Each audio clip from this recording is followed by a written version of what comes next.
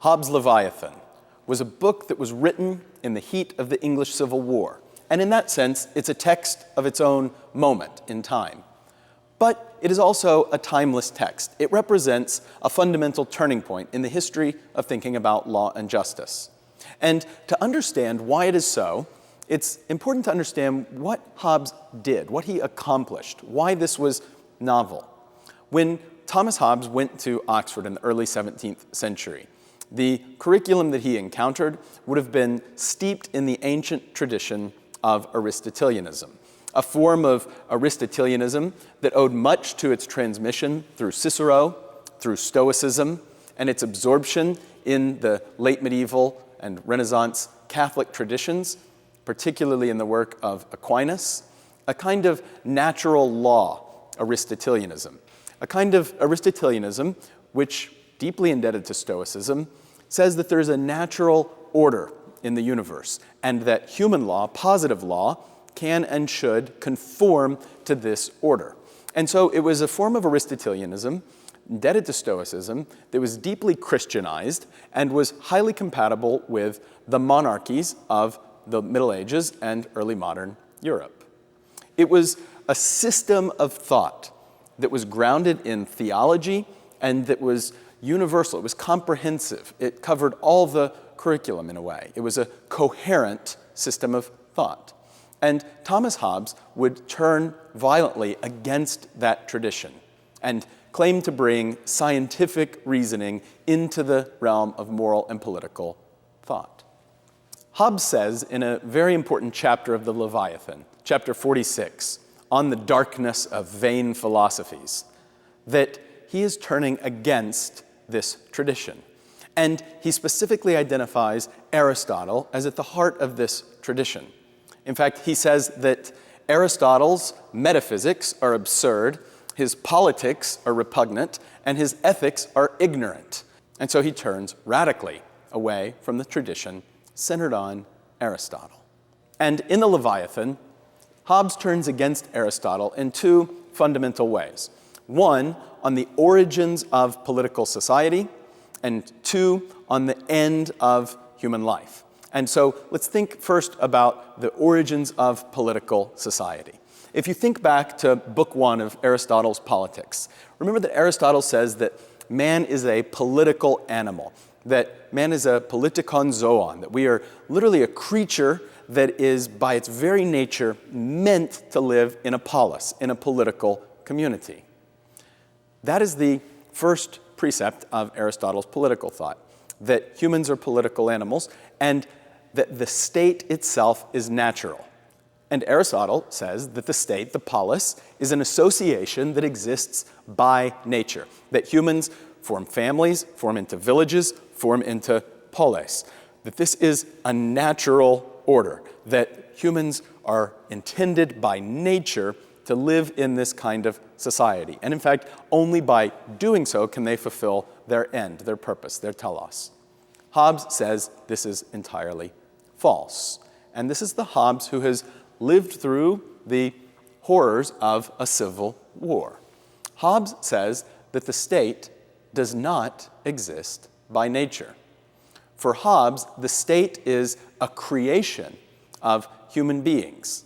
Hobbes says that, in fact, by nature, humans are in a stateless condition. Hobbes says that humans, in fact, they originate in a state of nature, that humans exist before the state, and humans create the state in order to leave the state of nature.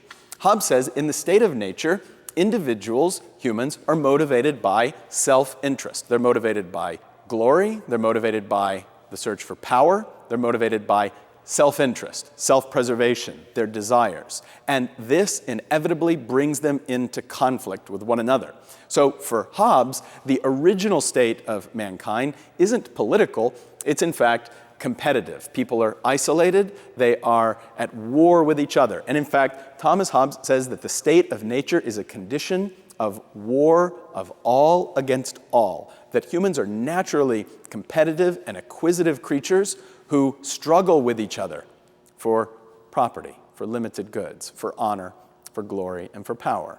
And so Hobbes has a very bleak view of what motivates human beings. It is their self-interest, it is their desire for self-preservation, it is their wish for honor.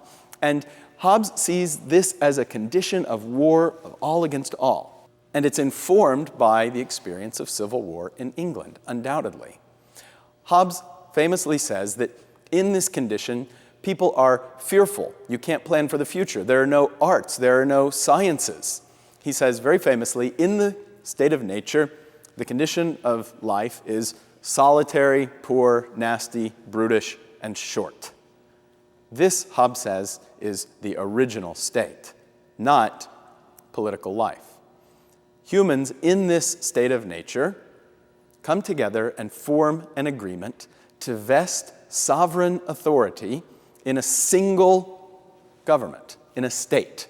And this is where Hobbes uses the word Leviathan, the biblical giant. Humans agree to invest their power, to cede their natural liberty to a sovereign who will protect them, who will bring this society out of the state of nature into a society that is governed by a state. And for Hobbes, therefore, the state is a creation of human beings, driven by their self-interest, by their desire to come out of this condition of fear and of war of all against all, and to live in a political society.